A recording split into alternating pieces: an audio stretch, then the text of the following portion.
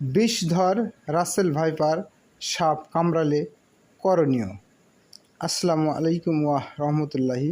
সম্মানিত শ্রোতা ও ভাই ও বোনেরা, আমি আপনাদের রাসেল ভাইপার সাপের কামড়ে কী করণীয় তা জানাবো। আশা করি আমার কথাগুলো মন দিয়ে শুনবেন ও অন্যকে শেয়ার করে জানানোর সুযোগ করে দিবেন।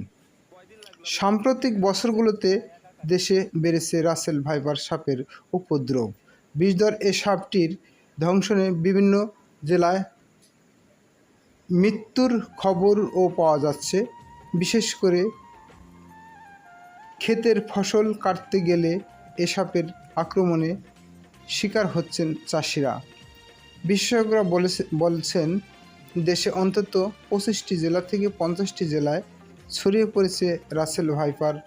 প্রায়শ এসব এলাকায় এ সাপের দংশনে মৃত্যুর খবর আসছে। ভারতে প্রতি বছর যে পরিমাণে সাপের কাটার ঘটনা ঘটে তার মধ্যে অন্তত 43% এবং শ্রীলঙ্কায় প্রতি বছর মোট সাপের কাটার ঘটনার 30 থেকে 40% রাসেল ভাইপারের কারণে হয়ে থাকে। বাংলাদেশের ক্ষেত্রে এখনও এর সঠিক কোনো পরিসংখ্যান নেই। বাংলাদেশে যেসব সাপ দেখা যায় সেগুলোর মধ্যে এটিই সবচেয়ে বিষাক্ত বলে বিশেষজ্ঞরা মনে করে থাকেন।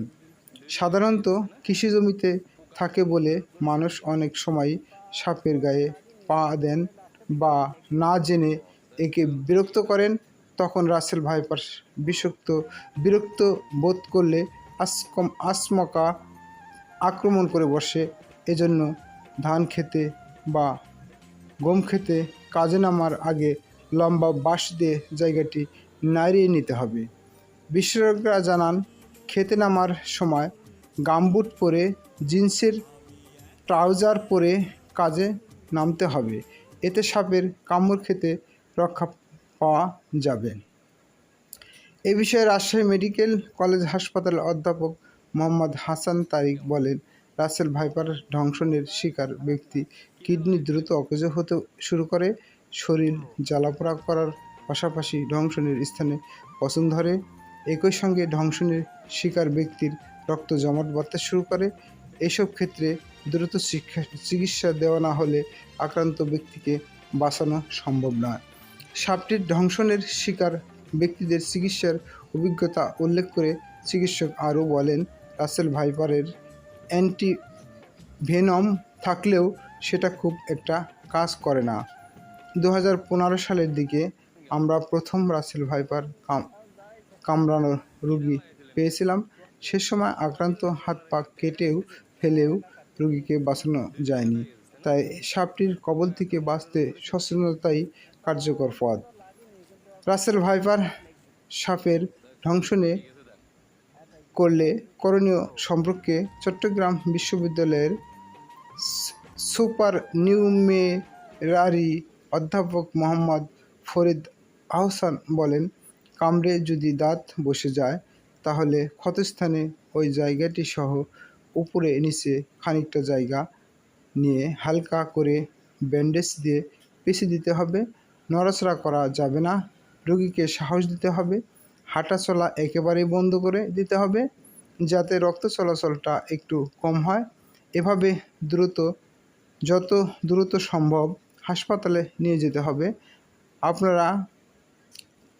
আপনার আওতায় ভায়োডিন থাকলে আক্রান্ত স্থানে লাগিয়ে ড্রেসিং করুন, টিপে কিছু রক্ত বের করে দিন এবং দ্রুত হাসপাতালে নিয়ে যান।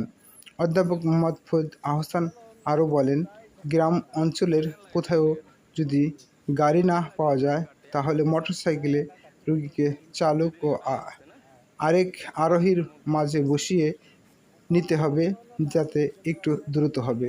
ফরিদ আহসান জানান, বেশিরভাগ ক্ষেত্রে কামড় দেওয়ার সঙ্গে সঙ্গে রোগীকে হাসপাতালে নেওয়া হয় না।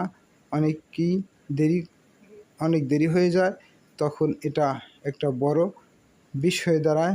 এই সাপের বিষ এমনই বেশি যে একসঙ্গে শরীরে অনেকগুলো অঙ্গ আক্রান্ত হয়।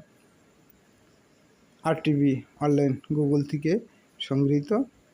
সকলকে শুভকামনা। আশা করি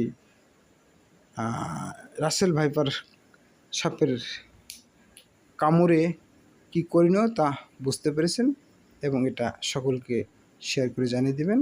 সবাইকে শুভকামনা। আসসালামু আলাইকুম রহমতুল্লাহ।